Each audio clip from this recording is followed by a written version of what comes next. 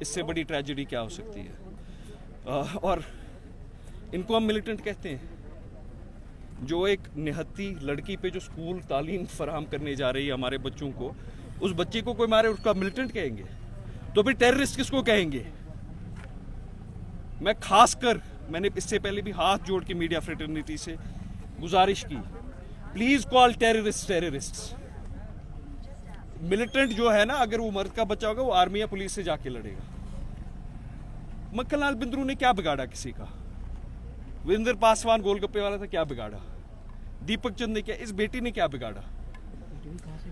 क्या बिगाड़ा? Do you think it is a ploy of the terrorists are? We know what their intentions are. They've been clear from day one. They want to fragment this society. They don't want us to prosper. They want our generations to be destroyed. And they want to drive a wedge between our communities.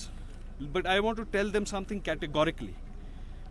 ये कश्मीर मुसलमान का भी है, सिख का भी है, पंडित का भी है, हिंदू का भी है, ईसाई का भी है, बौद्ध का भी है, और हमेशा रहेगा, उनके कुछ भी डिजाइन्स हो। ये जो सिख कम्युनिटी है, इसने अपने कश्मीरी मुसलमान भाई का हाथ तब नहीं छोड़ा और तब थामे रखा जब हालात ऐसे थे कि लोग सोचते थे कि ये यहाँ पे कायम कैसे हैं।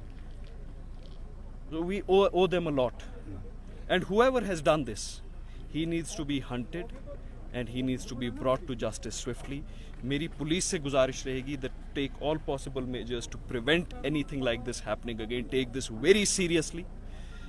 और लोगों से गुजारिश रहेगी, हमारे माशरे से, हमारे समाज से, कि इखलाकी फर्ज हमारा बनता है कि हम बाहर आए। हम बाहर आए, हम इनके सामने ढाल की तरह खड़े हों, हम बाहर आए और हम बोले कि हमारी बेटी का कत्ल। आज के हालात में ये जो आप मुझसे सवाल पूछ रहे हैं ना, इसका जवाब देने से सब डरेंगे, क्योंकि उनको उस महकमे में भी इंटॉलरेंसी हो गई है। आपको लगता है ये सवाल पूछने की जरूरत है कि फेलियर है?